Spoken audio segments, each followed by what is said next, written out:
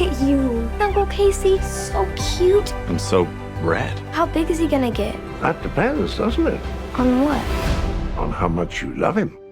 You got this super-sized dog, but you've worked with tiny chipmunks before. So talk to me about how Clifford kind of was created and the physical puppet you were able to have on set at times too.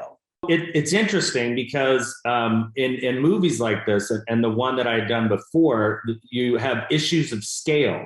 So what sort of, until you get into the weeds of it all, you go, oh, wow, I guess that is kind of an issue. So a chipmunk, is like 11 inches.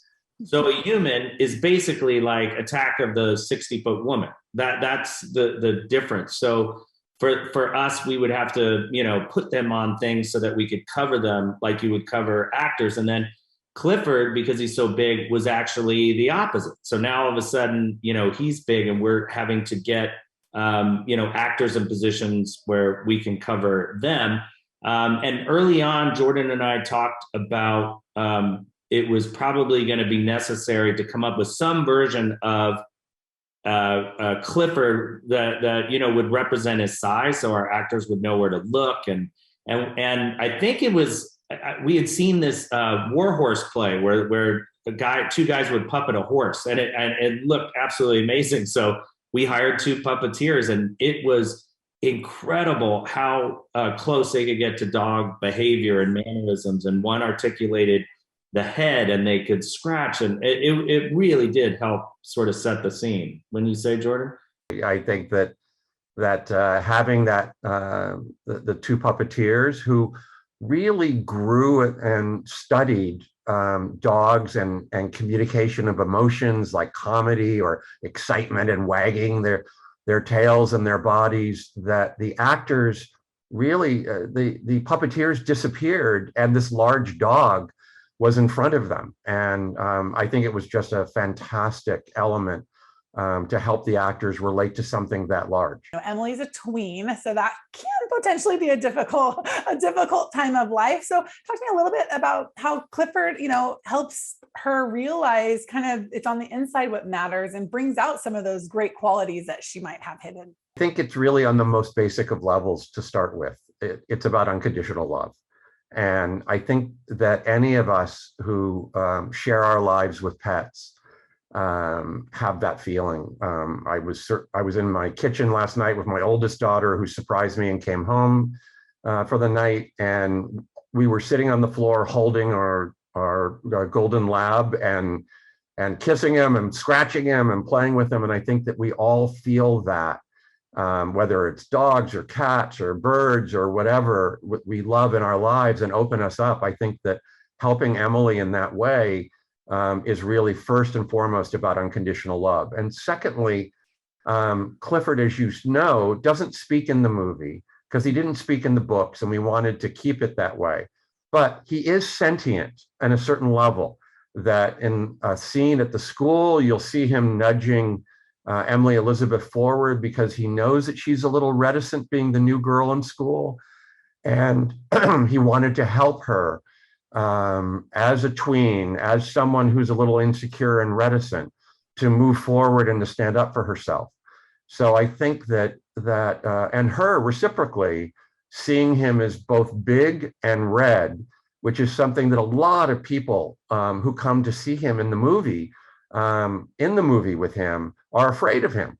They're not just looking at him as Clifford. Oh, we all love Clifford. They're looking at him as something that's an aberrance and different. And I think by seeing how he was being treated, it also helped her to feel that the differences that she experiences are common to both of them. And so now she had a friend where she could share that.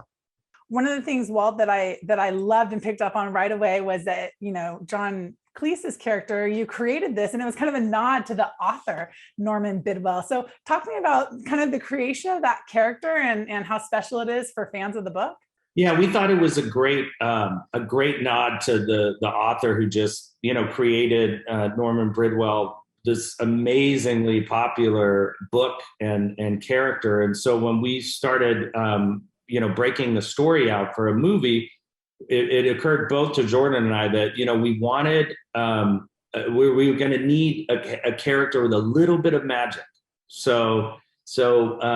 We thought, okay, here's a guy who runs a rescue animal thing, and he's got a hint of magic. So he kind of performed the wizard task, we're talking kind of Joseph Campbell stuff for us. And then Jordan had worked with John Cleese for, I think, 4 movies, and was dear friends. And when he said, I think I can get John in the movie, I was thrilled. I mean, he's just one of my comedy legends. So yeah, would you say that, Jordan? Absolutely.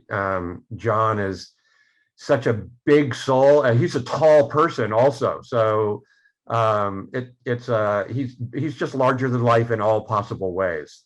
Also one of the kindest people in the world, and extremely funny. And for Jack, he was the reason Jack got into comedy. Jack admired Monty Python and John so tremendously. So it was a joy for all of us. Is not just a story for children per se. Uncle Casey, has a lot of growth that we see. And as adults, when we're watching it, there are times when you just need somebody to believe in you too. Maybe Jordan, talk a little bit about that. Well, I would say, in answer to that, I would say that we make movies for adults, and then they're appropriate for kids. They don't have violence, they don't have sexuality, they don't have swearing, they don't have any of those things. But they're written for adults, and kids will find the humor in the physicality, and adults find the humor in the dialogue, in the words, and in the performances. And so the whole audience gets satisfied on different levels. So if we think of the audience as 4 to 104, then that's the audience we're looking for. We don't gear it to any one level. We don't make children's films.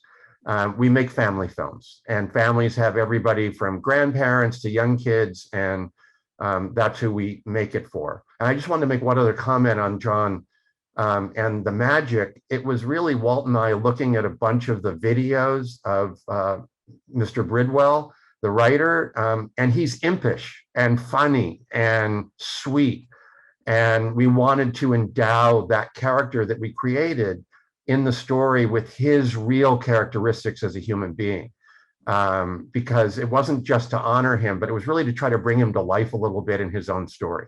Well, one of the things that I think is great is you actually got to shoot on location in New York City. So talk to me about how that helps inform the scenes that we're seeing. Well, we really, I was such a big fan of Paddington, the films, and how they took London and made it such a great character. So early on, we said, you know what, let's make this, let's do what Paddington did for London with New York, and let's kind of make it a little love letter. So I feel like the city really did play a big role, and it's such a great melting pot of cultures and iconic things. We set it in Harlem, where she lives. And the neighborhood is diverse, and we really, everything was thought out about, kind of laying that same message of acceptance and unconditional love between people. And New York is just such a cinematic city. I mean, I love living in LA. I love San Diego. My folks live down there on Coronado Island. But for a city, I don't know if there's any place like New York. And it shoots beautiful on film too. Walt and I, early on with our production designer, she had a brilliant idea. First of all, we were looking at a lot of streets, and she chose 154th that Walt and I both like because of the topography and the nature of the architecture. And then she went in and she painted this front door a sort of beautiful color, or this window casing a beautiful color. And all the cars were a little bit older, but they were pastel colors. So as Walt was talking about Paddington, what we wanted to do was to create something that immediately felt both relatable and nostalgic. And I think that comes through in the movie, because 154th Street as a street and everything around it, as Walt said, is incredibly diverse.